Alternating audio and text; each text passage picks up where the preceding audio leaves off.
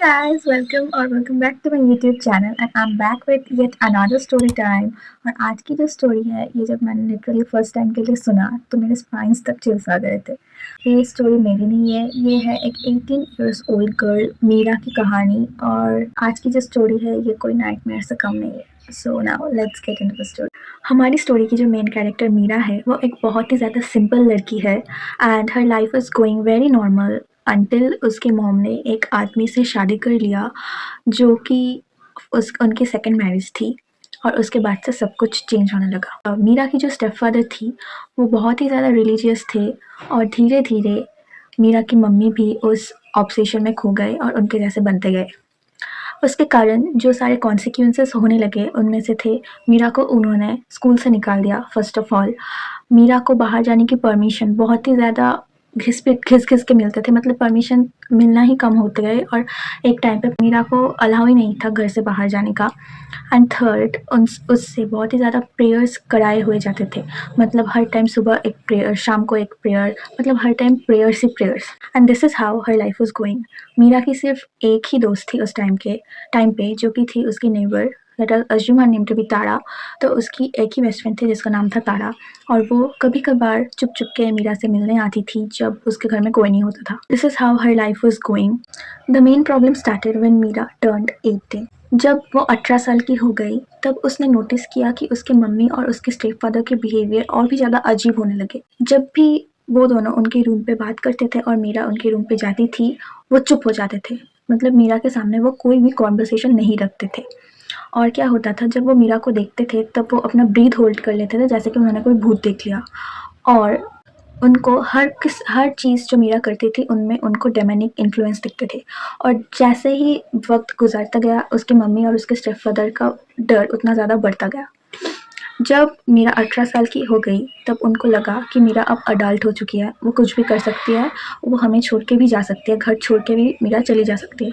इसके कारण वो मीरा को और भी ज़्यादा प्रेशराइज़ करने लगे, मीरा को दबा के रखने का कोशिश करने लगे। और एक और भी चीज़ है जो वो करते थे, जब भी वो प्रेयर्स करते थे पहले वो ज़ोर-ज़ोर से प्रेयर्स करते थे, बट अब क्या होने लगा, जब भी वो प्रेयर्स करते थे वो विस्पर्स की तरह प्रेयर्स करते थे, जैसे कि वो भगवान से कुछ मांग रहे हैं जो मीरा को सुनने का परमिशन नहीं है, जैसे कि वो मीरा के अगेंस्ट कुछ मांग रहे हैं भगवान से, वैसे टाइप का वो प्रेयर्स करते थे मीरा के सामने विस्पर्स करके। मतलब पहले के जैसे ज़ोर ज़ोर से वो प्रेयर्स नहीं करते हैं अब। तो क्या हुआ, एक दिन मीरा रात को बाथरूम जाने के लिए उठी और जब वो अपनी गेट खोलने गई तब उसने नोटिस किया कि उसका गेट बाहर से लॉक था, मतलब पेरेंट्स ने दरवाजे पे बोल्ट लगा दिया था। And at that time Meera told that she lost her control completely. वो चिल्लाई, उसने डोर पे किक मारी पर कोई नहीं आया। और उस रात को वो इतना पैनिक में आ गई थी, उसको इतना गुस्सा आया, इतना खराब लगा कि वो रोते रोते सो गई उस दिन। और इसके बाद से मीरा की मम्मी का डर और भी ज़्यादा बढ़ने लगी। उन्हें लगा कि मीरा अब कंट्रोल में नहीं रह रही है, उसका डेमोनिक इन्फ्लुएंस और भी ज़्यादा बढ़ रहा है। मतलब उनको लिटरली लगता था कि उनकी बेटी पोजेस्ड है, but she was completely normal. I don't know why. Anyways, तो इसके बाद उन्होंने क्या किया, उन्होंने एक एग्जॉर्सिस्ट प्रिस्ट को बुलाया अपने घर पे और उस दिन उन लोगों ने मीरा को बेड पे सुला दिया, arms legs spread open, imagine. और वो बंधी हुई थी पूरी रस्सी से, इतनी टाइट कि उसकी स्किन भी दब रही थी। वो चिल्लाई, रोने लगी, पर प्रिस्ट ने पहले ही उसके मम्मी डैडी को बोल दिया था कि इसके अंदर कोई डेमन है जो कि चिल्लाएगा, रोएगा, पर आपको उन सब में ध्यान नहीं देना। सीन ऐसा था कि मीरा बंधी हुई थी बेड पे और बेड के एंड पे प्रिस्ट खड़ा हुआ था और उसके हाथ में था बाइबल। वो लिटरली बाइबल पढ़ नहीं रहा था, वो बाइबल चिल्ला रहा था, इतनी ज़ोर ज़ोर से वो प्रेयर्स पढ़ रहा था कि मीरा को इतना ज़्यादा डर लगा कि वो डर से रोने लगी। पर प्रिस्ट ने पहले ही बता दिया था कि इसके चिल्लाने रोने पे कोई भी ध्यान मत देना क्योंकि ये वो नहीं है, इसके अंदर जो डेमन है वो चिल्ला रहा है। और इस बात को उसके मम्मी पापा ने बिल्कुल 100% यकीन कर लिया था। इमेजिन। तो फिर वो और ज़्यादा टॉर्चर करने लगे उसे, मतलब can you imagine a 18 years old girl being tortured like this for no such reasons? Oh my god. Then what happened, Meera की रस्सी जो थी ना, वो जब मीरा ने थोड़ी लूज़ करना चाहा, वो थोड़ी लूज़ हो गई तो उसकी मम्मी ने ऐसे चिल्लाया कि शायद मीरा कोई ज़ॉम्बी है और वो उठ के ज़िंदा हो गई है। फिर मीरा के स्टेप फादर ने जाके वो रस्सी दोबारा टाइट कर दी।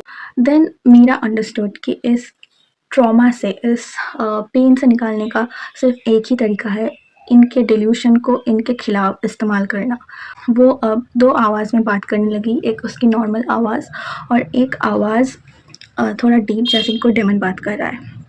And guess what, it worked. वो उसने पहले कहा कि मुझे छोड़ के चले जाओ, फिर डेमनिक वॉइस पे उसने कहा no I won't go, then उसने कहा चले जाओ, फिर वो अपने नॉर्मल आवाज़ में प्रेयर्स करने लगी और तब उनके माता पिता को यकीन हुआ कि अब शायद वो डेमन चला गया है और वो मतलब फ्री हो गई। उसके नेक्स्ट दिन ही मीरा ने क्या किया, उसने पुलिस स्टेशन में जाके उसके माता पिता के अगेंस्ट कंप्लेन लिखवाई और गेस व्हाट, पुलिस ने इस केस को बहुत ही ज़्यादा सीरियसली ले लिया। मतलब मीरा ने जैसा सोचा था उससे भी सीरियसली पुलिस ने इन केस को ले लिया और उन्होंने मीरा को वुमेन शेल्टर भेज दिया और उसके माता पिता के अगेंस्ट इन्वेस्टिगेशन स्टार्ट कर दिया। मीरा ने कहा है कि वुमेन शेल्टर में बहुत ही ज़्यादा शांति थी, बट वहाँ पे ना उसको बहुत ही लोनली लगता था। वो सबसे ज़्यादा मिस करती थी तारा, अपने बेस्ट फ्रेंड को, जो कि कभी कभार उससे मिलने आया करती थी उसके घर पे। तो क्या हुआ, उस दिन ही Tara without any type of warning उससे मिलने चली गई and at that time Meera was very very much pleased. Meera ने तारा का हाथ पकड़ के सब कुछ कहा उससे और तारा सिर्फ गौर से उसे सुन रही थी। और जब उसके जाने का टाइम आया मीरा लिटरली रो पड़ी और उसे एक टाइट हग दिया। फिर तारा ने उसके कान पे जाके कहा कि don't worry, I am going to pick you up today at midnight. और उस दिन वो मतलब मीरा को लेके तारा उधर से चली गई और वो दोनों अब एक साथ ही रहते थे। अभी इस टाइम पे मीरा बिल्कुल सेफ है, तारा के साथ वो रह रही है और तारा उसकी लाइफ की एक ऐसी दीवार है जिसके कारण वो अभी भी प्रोटेक्टेड फील कर रही है। तो क्या होता है, कभी कभार सिर्फ एक आदमी हमारे लाइफ के लिए काफ़ी है जिसके कारण हम अच्छा फील करते हैं और वो पर्सन मीरा की लाइफ में है तारा।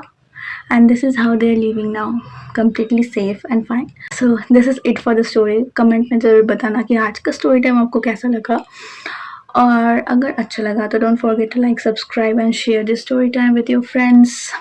See you in the next one. Bye bye.